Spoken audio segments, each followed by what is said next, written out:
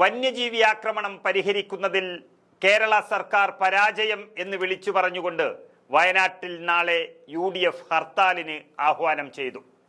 വന്യജീവി ആക്രമണം രൂക്ഷമായിട്ടും നടപടിയെടുക്കുന്നില്ല എന്നാരോപിച്ചാണ് നാളെ വയനാട്ടിൽ UDF ഹർത്താൽ നടത്തുന്നത്. രാവിലെ 6 മണി മുതൽ വൈകുന്നേരം 6 മണി വരെയാണ് ഹർത്താൽ. പരീക്ഷ, വിവാഹം, പള്ളിക്കുന്ന് തിരുനാൾ, മറ്റു അവശ്യ സർവീസുകൾ എന്നിവയെ ഹർത്താലിൽ നിന്നും ഒഴിവാക്കിയിട്ടുണ്ട് എന്നാണ് UDF നേതൃത്വം അറിയിച്ചിരിക്കുന്നത്.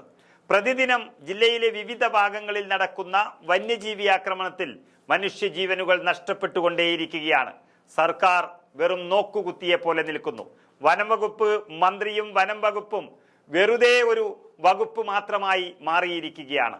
മരണങ്ങൾ റിപ്പോർട്ട് ചെയ്യപ്പെട്ടിട്ടും സർക്കാർ നടപടി സ്വീകരിക്കാത്തതിൽ പ്രതിഷേധിച്ചുകൊണ്ടാണ് അങ്ങനെ ഹർത്താൽ നടത്തുന്നത് എന്ന് UDFന്റെ ജില്ലാ ചെയർമാൻ അഹമ്മദ് ഹാജിയും കൺവീനർ PT ഗോപാലക്കുറുപ്പും ഹർത്താൽ വിവരം അറിയിച്ചു.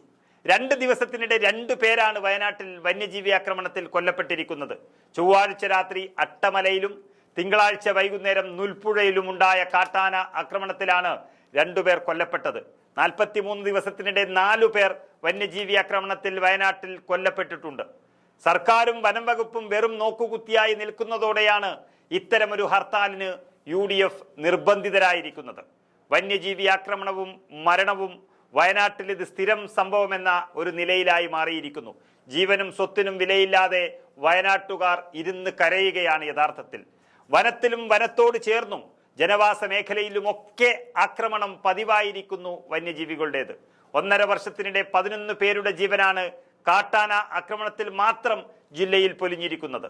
10 വർഷത്തെ കണക്കെടുത്താൽ 50 പേരിൽ കൂടുതൽ വരും ഇവരുടെ മരണത്തിന്റെ കണക്ക് എന്നുള്ളതാണ് വയനാട്ടിനെ ഞെട്ടിച്ചിരിക്കുന്നത്. ഇക്കൊല്ലവുമുണ്ടായി, ഒരു മാസം തികച്ചു ആയിട്ടില്ല, ഇക്കൊല്ലവുമുണ്ടായി 2 മരണം. ജനുവരി 8-ന് കുട്ട സ്വദേശി വിഷ്ണുവായിരുന്നു ആദ്യം ആക്രമണത്തിൽ കൊല്ലപ്പെട്ടത്. മുള്ളൻകൊല്ലിയിൽ നിന്നും ബാവലിക്ക് കാട് മുറിച്ചു പോകുമ്പോൾ ആന ആക്രമിക്കുകയായിരുന്നു. പട്ടികയിലെ ഒടുവിലത്തെ പേരാണ് നുൽപ്പുഴയിലെ മാനു എന്ന പേര്. വനത്തിൽ നിന്നിറങ്ങി വരുന്ന വന്യജീവികളെ പ്രതിരോധിക്കാനാവാത്തതാണ് പ്രതിസന്ധിക്കേറെയും കാരണമായി നിൽക്കുന്നത്.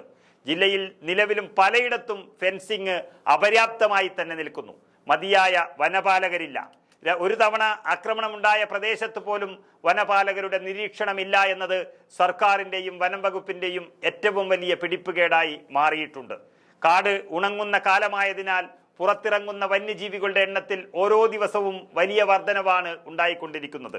ഇത് മനുഷ്യജീവനുകളെ വലിയ അപകടത്തിലേക്ക് നയിച്ചുകൊണ്ടിരിക്കുന്നു.